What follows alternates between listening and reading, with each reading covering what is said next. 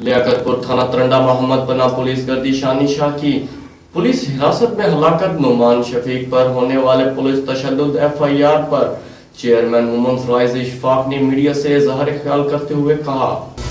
Ishfaq Khakwani, chairman complaint cell network for human rights and justice Pakistan. मैं आज media के तवस्सुत से और आप दोस्तों के तवस्सुत से ये बताना चाहता हूँ कि जो तरंडा मोहम्मद पनाह में पुलिस वायलेशन है, जो तरंडा मोहम्मद पनाह में पुलिस ने बदमाशी की है कुछ दिन पहले कि एक शानी नामी बंदे को कत्ल किया और उसका आई विटनेस हमारा उच्च शरीफ का प्रेसिडेंट जो है ना नुमान शफीक था। उच्च शरीफ का प्रेसिडेंट उच्च शरीफ से आया सिर्फ पुलिस से ये मालूमात करने के लिए कि आपने इनको क्यों पकड़ा है, तो पुलिस ने उसको भी अरेस्ट कर लिया, उसकी तफ्तीश की, उसको लहूलुहान कर दिया गया और उसकी आंखों के सामने शानी को कत्ल कर दिया गया।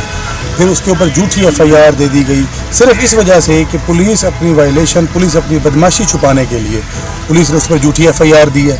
पुलिस ने उसको झूठे मुकदमे में जो है ना नामजद किया है मुद्दई से ततीमा बयान लेकर, और आज उसके रिमांड की पेशी थी, लेकिन फिर उनको 3 दिन का रिमांड मिल गया है। असल में ये पुलिस सिर्फ चाहती है कि इंसानी हकूक़ का गला दबाना।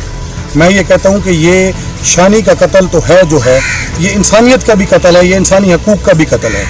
अगर पुलिस ये समझती है कि वो इस तरह करके इंसानी हकूक़ को या ह्यूमन राइट्स का जो काम करने वाले लोग हैं उनको खौफजदा कर देंगे या उनको दबा देंगे, तो ये पुलिस की गलत सोच है।